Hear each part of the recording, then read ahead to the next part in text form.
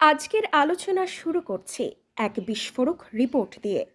কাতার ভিত্তিক আন্তর্জাতিক সংবাদ মাধ্যম আল জাজিরা এক প্রতিবেদনে যা বলেছে তা বাংলাদেশের রাজনীতির হিসাব নিকাশ উল্টে দেওয়ার জন্য যথেষ্ট।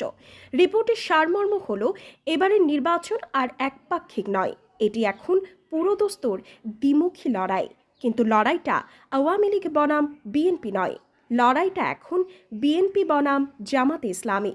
ডক্টর মোহাম্মদ ইউনূসের অন্তর্বর্তীকালীন সরকার আওয়ামী লীগকে নিষিদ্ধ করায় ভোটের মাঠের সমীকরণ বদলে গেছে। আল জাজিরা বলছে, ফ্রন্টলাইনার বা এগিয়ে থাকা বিএনপির প্রধান প্রতিদ্বন্দ্বী হিসেবে আবির্ভূত হয়েছে জামাত, এনসিপি এবং অন্যান্য ইসলামী দলের নতুন জোট। যে দলটিকে গত 15 বছর ধরে নিশ্চিহ্ন করার চেষ্টা হয়েছে, আজ আন্তর্জাতিক মিডিয়া বলছে তারা রাষ্ট্র ক্ষমতায় যাওয়ার জোরালো সম্ভাবনা তৈরি করেছে। বিশ্লেষকরা একে বলছেন চরম নাটকীয় প্রত্যাবর্তন। কেন? 1. শীর্ষ নেতাদের ফাঁসি ও কারাদণ্ড। 2.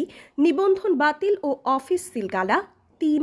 হাজার হাজার মামলা, গুম, খুন। 2024 সালের আগেও কেউ ভাবেনি জামাত এভাবে ফিরে আসবে। আল জাজিরার রিপোর্টে বলা হয়েছে, বিগত 1.5 দশকের এই নিপীড়নই তাদের প্রতি জনগণের সহানুভূতি বা সিম্প্যাথি বাড়িয়ে দিয়েছে। মানুষ এখন আর তাদের অপরাধী হিসেবে দেখছে না, বরং ভিকটিম এবং লড়াকু শক্তি হিসেবে দেখছে। জামাতের নায়েবে আমির ডক্টর সৈয়দ আবদুল্লাহ মাহমুদ তাহির আল জাজিরাকে একটি ঐতিহাসিক কথা বলেছেন। তিনি বলেছেন, বাংলাদেশের মানুষ দীর্ঘ 55 বছর ধরে আওয়ামী লীগ ও বিএনপি এই দুই দলের শাসন দেখছে। এখন তারা নতুন একটি রাজনৈতিক শক্তিকে ক্ষমতায় দেখতে চায়। 55 বছরের এই সাইকেল কি ভাঙবে? মানুষ কি সত্যি টেস্ট অফ চেঞ্জ বা পরিবর্তনের স্বাদ নিতে চায়? আল জাজিরা ইঙ্গিত দিচ্ছে, হ্যাঁ, মানুষ এবার বিএনপি বা আওয়ামী লীগের বাইরে তৃতীয় কোনো অপশন খুঁজছে, এবং সেই অপশনটি হলো জামাত নেতৃত্বাধীন জোট। আল জাজিরার রিপোর্ট কোনো গুজব নয়, এটি গ্রাউন্ড রিয়েলিটির প্রতিফলন। জামাত এখন আর সাইড প্লেয়ার নয়, তারা এখন মেইন স্ট্রিম কন্টেস্ট্যান্ট। রাজনীতি আবেগ দিয়ে হয় না, অঙ্ক লাগে। আসুন আল জাজিরার রিপোর্টে উল্লেখ করা জরিপগুলো দেখি। এক IRI জরিপ, বিএনপি 33 বনাম জামাত 29, ব্যবধান মাত্র 4%।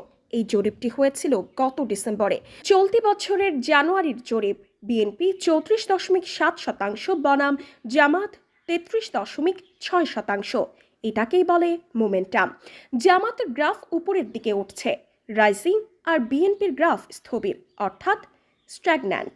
যদি এই ট্রেন্ড আগামী 20 দিন বজায় থাকে, তবে নির্বাচনের দিন জামাত বিএনপিকে ক্রস করে ওভারটেক করে এগিয়ে যেতে পারে। বিশ্লেষকরা মনে করছেন, বিএনপির প্রার্থী তালিকা নিয়ে অসন্তোষ, জামাতের আধুনিক পলিসি, তরুণ ভোটারদের সমর্থন, এই 3টি কারণে সুইং ভোটাররা বা দোদুল্যমান ভোটাররা জামাতের দিকে ঝুঁকছেন। 1.1% ব্যবধান আসলে কোনো ব্যবধানই নয়, এটি নেক টু নেক ফাইট। IRI বা ইন্টারন্যাশনাল রিপাবলিকান ইনস্টিটিউট একটি মার্কিন প্রতিষ্ঠান, তাদের জরিপ আন্তর্জাতিকভাবে স্বীকৃত। যখন আমেরিকার কোনো প্রতিষ্ঠান বলে জামাত 29% বা 33%, তখন বুঝতে হবে পশ্চিমারাও এই উত্থানকে স্বীকার করে নিচ্ছে। জামাতের আত্মবিশ্বাস বাড়ার মূল কারণ এই ডাটা। তারা হাওয়ায় ভাসছে না, তারা ডাটা ড্রিভেন পলিটিক্স করছে। আল জাজিরা এই তথ্যটি তাদের প্রতিবেদনে তুলে ধরেছে। আল জাজিরার রিপোর্টের সবচেয়ে ইন্টারেস্টিং পার্ট হলো কৃষ্ণন্দী। জামাতে ইসলামী যাদের বিরুদ্ধে সাম্প্রদায়িকতার অভিযোগ আনা হতো, তারা এবার খুলনায় একজন হিন্দু প্রার্থীকে মনোনয়ন দিয়ে দিয়েছে। এটি সাধারণ কোনো ঘটনা নয়, এটি একটি স্ট্র্যাটেজিক মাস্টার স্ট্রোক। এর মাধ্যমে জামাত দুটি বার্তা দিয়েছে। 1. অভ্যন্তরীণ, আমরা শুধু মুসলমানদের দল নয়, আমরা সবার দল, আমরা অমুসলিমকেও এমপি বানাতে পারি। 2. আন্তর্জাতিক, আমরা মডারেট ইসলামিক ফোর্স বা মধ্যপন্থী শক্তি। খুলনার মতো গুরুত্বপূর্ণ জায়গায় হিন্দু প্রার্থী দেওয়া প্রমাণ করে জামাত তাদের সনাতন ভোট ব্যাংক টানতে এবং ইমেজ সংকট কাটাতে কতটা সিরিয়াস। আল জাজিরা লিখেছে, Jamaat presents itself as a moderate Islamic force. এই রিব্র্যান্ডিং খুব জরুরি ছিল। 1971-এর ব্যাগেজ বা বোঝা ঝেড়ে ফেলে জামাত এখন 2026-এর আধুনিক দল হিসেবে নিজেকে প্রেজেন্ট করছে। কৃষ্ণন্দের নমিনেশন সেই রিব্র্যান্ডিংয়ের অংশ। এটি অমুসলিম ভোটারদের আশ্বস্ত করবে এবং ভারতের মতো প্রতিবেশীদের কাছেও পজিটিভ বার্তা যাবে। জামাত প্রমাণ করতে চাইছে রাষ্ট্র সবার, তাদের নাগরিক কার ধর্ম দেখে দেওয়া হবে না। কৃষ্ণনন্দী যদি জিততে পারেন তবে তা হবে বাংলাদেশের রাজনীতির ইতিহাসে এক বড় প্যারাডাইম শিফট। আওয়ামী লীগ নেই তাই সংখ্যালঘুদের নির্যাতনের জুজু দেখিয়ে আর ভোট নেওয়া যাবে না। জামাত সেই ভয়টা ভাঙিয়ে দিয়েছে। আল জাজিরা উল্লেখ করেছে জামাত একা লড়ছে না, তাদের সঙ্গে আছে জাতীয় নাগরিক পার্টি এবং অন্যান্য ইসলামিক দল। এটি জামাতের শক্তিকে দ্বিগুণ করেছে। এনসিপি মানে জেনজি বা 24-এর বিপ্লবের স্পিরিট। বিএনপির প্রতি তরুণদের যে অনীহা সেটা ক্যাশ করছে এনসিপি, আর এনসিপি জোটে থাকায় সেই ভোটগুলো ইনডাইরেক্টলি জামাতের বাক্সে আসছে। আল জাজিরা এই পয়েন্টটায় হাইলাইট করেছে তরুণেরা নতুন কিছু চায়। জামাত আলিয়া ও কওমি উভয় ধারার ইসলামী দলকে এক করেছে। এর ফলে ইসলামী ভোট তেমন একটা ভাগ হচ্ছে না। 33.6% ভোট ব্যাংকের বড় একটা অংশ এই ইসলামী ঐক্যের ফল। জামাতের নিজস্ব ভোট প্লাস এনসিপির তরুণ ভোট প্লাস কওমি ভোট, এটাই হচ্ছে বিজয়ের ফর্মুলা। আল জাজিরা তাদের রিপোর্টে জামাতের ইতিহাসের কথাও উল্লেখ করেছে। 1941 সালে প্রতিষ্ঠা, 1971 সালে স্বাধীনতা বিরোধী, এগুলো তাদের ঐতিহাসিক ব্যাগেজ। কিন্তু রিপোর্টটিতেও বলা হয়েছে বর্তমান নেতারা দাবি করছেন বিগত 1.5 দশকের নিপীড়ন তাদের প্রতি জনগণের সহানুভূতি বাড়িয়ে দিয়েছে। মানুষ অতীত নিয়ে পড়ে থাকতে চায় না, মানুষ ভবিষ্যৎ চায়। 55 বছর ধরে আওয়ামী লীগ বিএনপির কাদা ছোড়াছুড়ি দেখে মানুষ ক্লান্ত। এখন তারা দেখছে জামাতকে ডেলিভার করতে পারবে। তাদের ইকোনমিক প্ল্যান, তাদের অনেস্টি, তাদের টিম, এগুলোই এখন বিচার্য বিষয়। যদি জামাত ক্ষমতায় আসে তবে এটি হবে বাংলাদেশের ইতিহাসে প্রথমবার আওয়ামী লীগ ও বিএনপির বাইরে কোনো দলের সরকার গঠন। এটি হবে সত্যিকারের তৃতীয় শক্তির উত্থান। আল জাজিরা প্রশ্ন রেখেছে, could it lead the country next? জরিপ এবং মাঠের অবস্থা বলছে সম্ভাবনা প্রবল। বিএনপিকে এটা ছেড়ে দেবে না, শেষ মুহূর্তে বিএনপিও সর্বশক্তি প্রয়োগ করবে, যা এখন তারা করছে। গতকালও জামাত আমিরের এলাকায় তারা নারীদের ওপর হামলা করেছে, কিন্তু 1.1% এর ব্যবধান ঘুচিয়ে জামাতকে আটকানো এখন বিএনপির জন্য পাহাড় সম চ্যালেঞ্জ। আজকের লাস্ট পয়েন্টে আমরা এমন কিছু তথ্য দেব যা শুনলে আপনার মনে হবে রাজনীতির আসল খেলাটা স্টেজের পেছনে হচ্ছে। আল জাজিরা যা প্রকাশ করছে তা হিমশৈলের চূড়া মাত্র। আমাদের ইনসাইড সোর্স এবং বিশ্লেষকরা বলছেন শুধু মিডিয়া নয়, IRI, ভারতের গোয়েন্দা সংস্থা র এবং আমাদের DGFI সবার টেবিলে এখন রিপোর্ট একটাই। রিপোর্টটি হলো 2026 সালে সরকার গঠন করতে যাচ্ছে জামাত ইসলামী। সবচেয়ে ভয়ঙ্কর তথ্য হলো এই রিপোর্ট খোদ বিএনপির হাতেও আছে।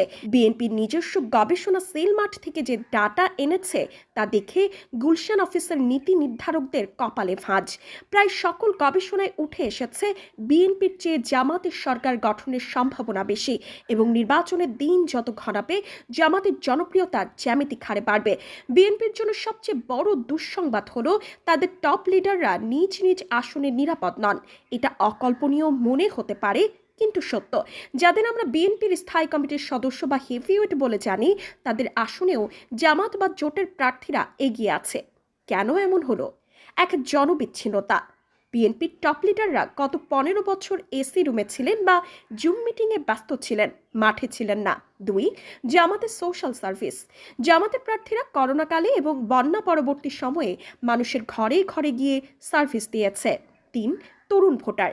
হেভিওয়েট নেতারা জেনজি বা নতুন প্রজন্মের ভাষা বোঝেন না, এনসিপি বা শিবিরের ছেলেরা যেটা বোঝে। ফলাফল, বিএনপির দুর্গে ধস নেমেছে। টপ লিডাররা জামাতের কাছে হারার ভয়ে এখন নির্বাচন বানচাল করতে চাইছে।